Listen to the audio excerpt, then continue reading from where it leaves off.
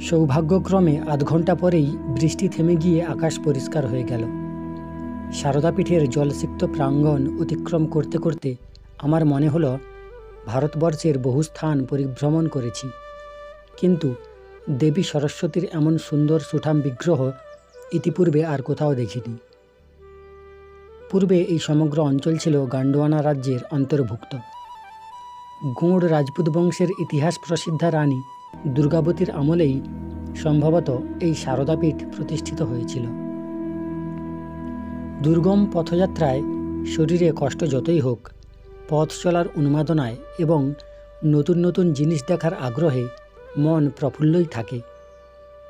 মনে হয় যাত্রা দীর্ঘতম হোক, ক্ষতি নাই। আমি শুধু বিশ্বব্রহ্মাণ্ড ঘুরে দেখি বিশ্বপিতার সৃষ্টির কোথায় কোন বৈচিত্র্য লুকিয়ে আছে। কতবার যে আমরা পাথরে হোঁচট খেয়ে পড়ে গেলাম, পাথরে ঠক্কর খেলাম, তার অন্ত নাই। এইভাবে কিছু দূর অগ্রসর হওয়ার পর চতুর্দিকে সুউচ্চ শিলাস্তূপের আড়ালে একটি বিশাল দিঘি দেখতে পেলাম। চোখে মুখে জল দিয়ে হাত পা ধুয়ে পেট ভরে জল পান করলাম। কাক চক্ষুর ন্যায় স্বচ্ছ জল। দিঘির জলে যত্রতত্র অনেক বড় বড় পাথর পড়ে আছে। এই পাথরগুলির বৈশিষ্ট্য এই যে এগুলির যেটুকু অংশ জলের উপর তা ঘোর কৃষ্ণবর্ণ, কিন্তু তার জলমধ্যস্থ নিম্নভাগ সাদা সাদা সরল রেখা টানা আছে, যেন শ্বেত চন্দনের তিলক। এ জাতীয় অতি ক্ষুদ্র ক্ষুদ্র নুড়ি আমি হরিদ্বারে কেবল শিবালিক পর্বতের অরণ্যাঞ্চলে দেখেছি, আর কোথাও দেখেছি বলে মনে পড়ে না। শিলাসনে স্তব্ধ হয়ে বসে আছি। হঠাৎ সুমেরদাসজি নীরবতা ভঙ্গ করলেন। বললেন, রানী দুর্গাবতীর রাজত্বেই এই রকম 18টি সরোবর তার দুর্গকে চারিদিক থেকে ঘিরেছিল। কালের প্রকোপে তা ক্রমে ক্রমে ধ্বংস হয়ে তার এই একটিমাত্র টিকে আছে।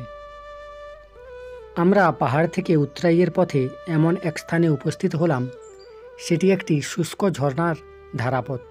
অরণ্য এখানে অপেক্ষাকৃত ঘন, কেমন একটা ভয়াবহ পরিবেশ। তাড়াতাড়ি হেঁটে শীঘ্রই আমরা একটা গ্রামাঞ্চলে সমতল ভূমিতে এসে পৌঁছলাম। সুমেরদাসজি জানালেন, ওই গ্রামের নাম গড়হা। চারিদিকে ইতস্তত বিক্ষিপ্ত হয়ে আছে একটা প্রাচীন প্রাসাদপুরীর ধ্বংসাবশেষ। চোখের সামনে দেখতে পাচ্ছি সেই সব ধ্বংসাবশেষের মধ্যে মাথা উঁচু করে দাঁড়িয়ে আছে দুর্গাকারে গঠিত একটি বিশাল ত্রিতল বিশিষ্ট প্রস্তর নির্মিত অট্টালিকা। এটাই গান্ডোয়ানা রানী বীরাঙ্গনা দুর্গাবতীর খাসমহল। বিবাহের পর স্বামী দলপত শাহের সঙ্গে তিনি এই প্রাসাদে বাস করেছিলেন। দলপত শাহর পূর্বপুরুষ গৌড় রাজ মদন শাহ এই প্রসাদ দুর্গের নির্মাতা, তাই এর নাম মদন মহল। নির্মাণকাল 1113 খ্রিস্টাব্দ। এই প্রাসাদ দুর্গের বৈশিষ্ট্য হল এর মূল ভিত্তি একটিমাত্র দীর্ঘকার পাষাণখণ্ডের উপর সংস্থাপিত। আয়তক্ষেত্র বিশিষ্ট বিশাল বিশাল পাথর একের পর এক বসিয়ে তৈরি হয়েছে দেওয়াল। সুকৌশলে গড়ে তোলা হয়েছে স্তরে স্তরে বহু কক্ষ গবাক্ষ, ছাদ ও অলিন্দ। দুর্গদ্বারের মাথায় বিশাল খিলান। প্রত্যেকটি অলিন্দ এবং ছাদের প্রাচীর গাত্রের শীর্ষভাগ পদ্মের পাপড়ির মতো ঢেউ খেলানো এবং তার নিম্নভাগে ক্ষুদ্র ক্ষুদ্র ছিদ্র। মহলের অভ্যন্তরে জমাট অন্ধকার, বোধহয় সরীসৃপের রাজত্ব। বদ্ধ ঘরের গুমট গন্ধ ও জঞ্জালে ভরা।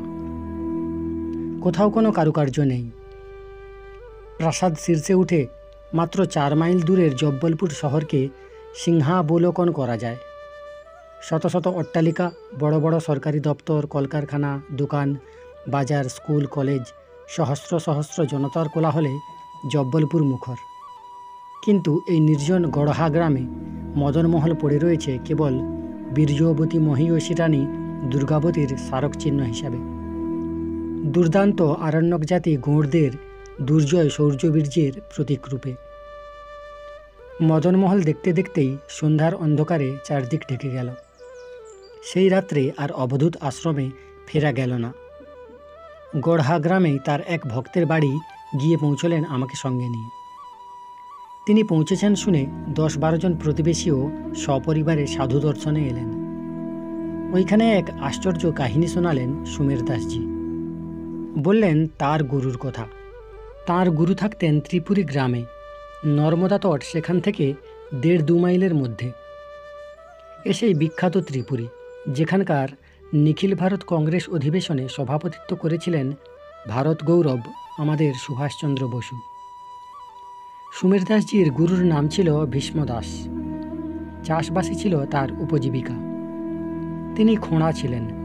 তার সবেধন নীলমণি একমাত্র পুত্র তরুণ যুবক ভীমই চাষবাসে বিপুল পরিশ্রম করত। তিলওয়ারা ঘাটের শিবরাত্রির মেলায় গিয়ে ছেলে আর ফিরল না। সকালে একজন প্রতিবেশী এসে খবর দিল, এখন যেখানে নর্মদার উপর ব্রিজ আছে, যে ব্রিজের উপর দিয়ে রাস্তা চলে গেছে নাগপুরের দিকে, তখন সেই ব্রিজ তৈরি হচ্ছিল। সেইখানে যে কোনোভাবে হোক সে পা পিছলে নর্মদার জলে পড়ে তলিয়ে যায়। তাকে আর কেউ উঠতে দেখেনি। তারপর দিন সকালে এই নিদারুণ সংবাদ পেয়ে ভীষ্মদাস পাগল হয়ে যান। ভীম ভীম বলে চিৎকার করতে করতে তিনি দৌড়ে গিয়ে নর্মদাতে ঝাঁপ দেন। লোকজনেরা দৌড়ে গিয়ে নর্মদা থেকে তাকে টেনে তোলেন। জ্ঞান হবার পর নর্মদা তটে দৌড়াতে থাকেন, আবার ঝাঁপ দেন। এইভাবে 3 বার ঝাঁপ দেন। 3 বারই তিনি বেঁচে যান। বদ্ধ পাগল অবস্থা তখন তার। এইভাবে 5 দিন কেটে গেল। 6ষ্ঠ দিনে গভীর রাত্রে স্বপ্ন দেখলেন, নীল নয়না শ্যামলাঙ্গী এক জ্যোতির্ময়ী কুমারী কন্যা এসে বলছেন, ভীষ্ম, তুমি এত কাতর হয়ে পড়ছো কেন? ভিড়াঘাটে গিয়ে দেখো, তোমার ভীম সেখানে সংজ্ঞাহীন অবস্থায় পড়ে আছে, সে বেঁচে আছে। ভীষ্ম সংজ্ঞাহীন পুত্রকে পেয়ে আনন্দে জড়িয়ে ধরল। দরবিগলিত অশ্রু 2 চোখ দিয়ে গড়িয়ে পড়ছে। ছেলে তো সুস্থ হয়ে উঠল, কিন্তু তিনি সবিস্ময়ে লক্ষ্য করলেন তার নিজের খঞ্জ পাখানিও স্বাভাবিক হয়ে গেছে। খবর পেয়ে তার স্ত্রী এবং আত্মীয় স্বজন এসে ভীমকে বাড়ি ফিরিয়ে নিয়ে গেল। কিন্তু ভীষ্ম আর ফিরে গেল না সংসারে। ভিড়াঘাটে এখন যেখানে অবধূত আশ্রম, সেইখানেই তিনি পড়ে রইলেন। মুখে কেবল রেবা রেবা। রোদ, জল, ঝড়, বৃষ্টি, গ্রীষ্মের প্রচণ্ড দাবদাহ কিংবা শীতকালের হিমশীতল শৈল সব কিছুকেই অগ্রাহ্য করে তিনি পড়ে রইলেন। নিরন্তর জপ করতেন রেবা রেবা। সুমের দাসজি বলে চলেছেন, ভীষ্মদাসের পুত্রের পুনর্জীবন লাভ এবং তার নিজের খোঁড়া পা স্বাভাবিক হয়ে ওঠার পর সারা জব্বলপুর শহর ভেঙে পড়ে ভীষ্মদাসের কাছে। অতিষ্ঠ হয়ে ভীষ্মদাস একদিন গভীর রাত্রে জঙ্গলে গিয়ে আশ্রয় নেন। এইসব ঘটনা ঘটে তখন আমার বয়স 12। এই ঘটনায় আমার মনে তুফান উঠে। আমারও পূর্বাশ্রমের বাড়ি ছিল ত্রিপুরী গ্রামে। একদিন রাত্রে বাড়ি থেকে পালিয়ে যাই। পৌঁছি অমরকণ্টকে।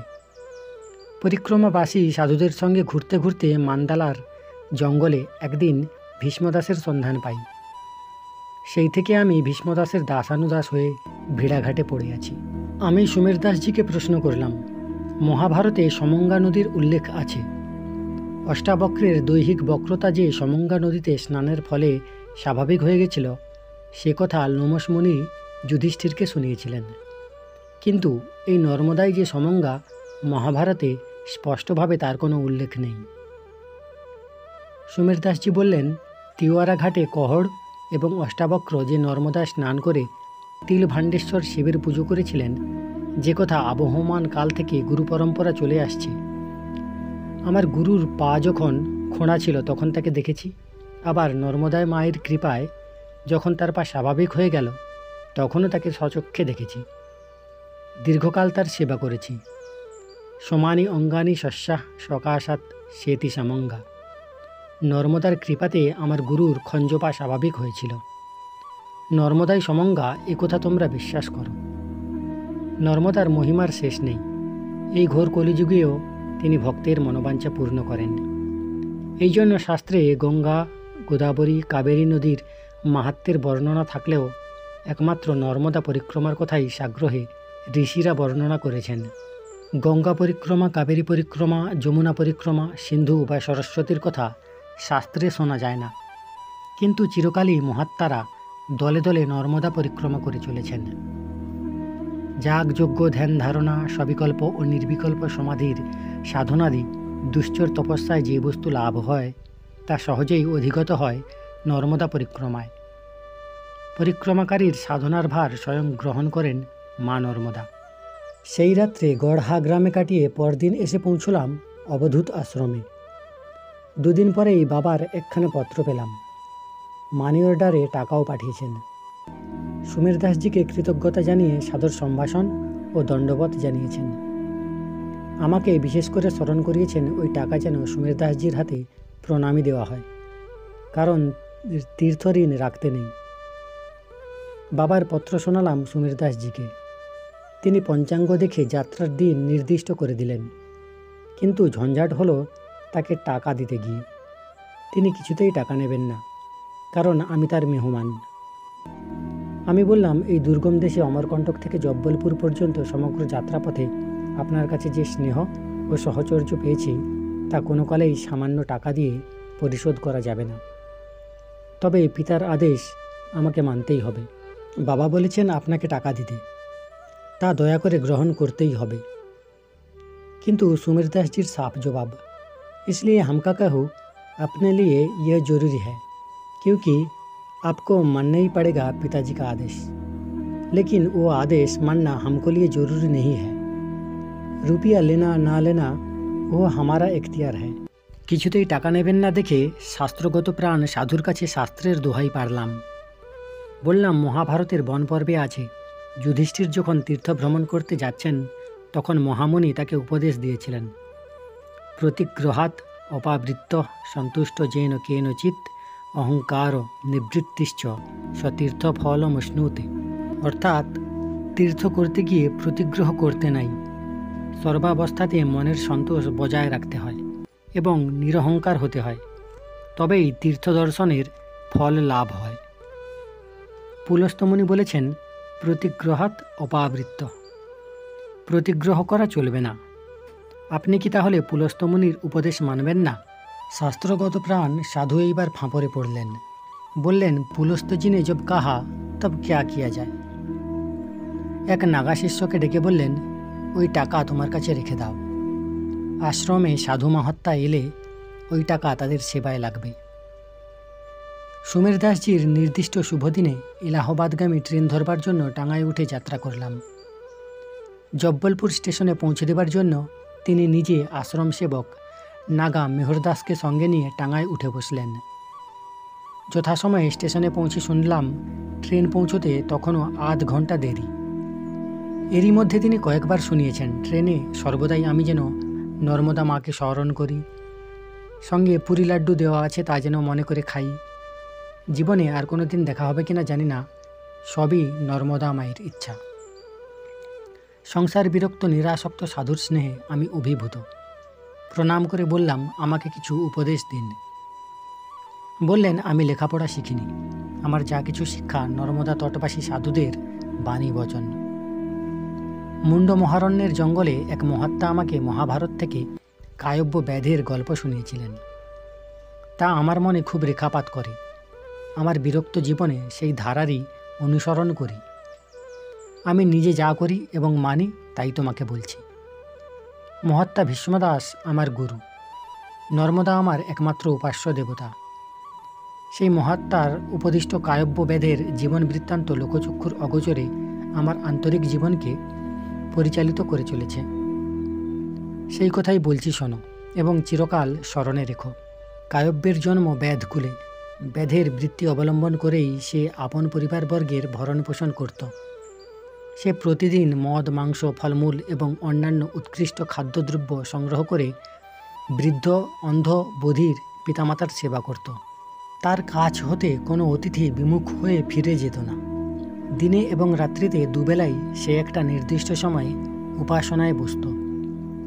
শত বাধা বিপত্তি বা ঝঞ্ঝাটেও সে উপাসনার আসন ছেড়ে উঠত না। কায়ব্যের এই জীবনযাত্রার ধারা সমগ্র বেদপল্লীতে অসাধারণ প্রভাব সৃষ্টি করে। তাকে তারা গ্রামণী অর্থাৎ প্রধান ব্যক্তি নির্বাচিত করে তার শাসনানুসারেই চলতে সম্মত হয়। বেদদের প্রতি কায়ব্যের উপদেশ ছিল, সত্যের কোনো অপলাপ করো না, স্ত্রীলোক ও শিশুদের ওপর কোনো অত্যাচার করো না, সর্বস্ব ত্যাগ করেও সাধু, ব্রাহ্মণ এবং অতিথির সেবা করবে, নিত্য নিয়মিত ঈশ্বরের উপাসনা করবে। কায়ব্য নিজেও যেমন এই ধর্মনীতি নিজের জীবনে আচরণ করে অন্তকালে সিদ্ধিলাভ করেছিলেন, তেমনি তার শিক্ষাধীনে ব্যাধদেরও ঐহিক ও পারত্রিক উন্নতি ঘটেছিল। কায়ব্যের এই উপদেশ শুনিয়ে সুমের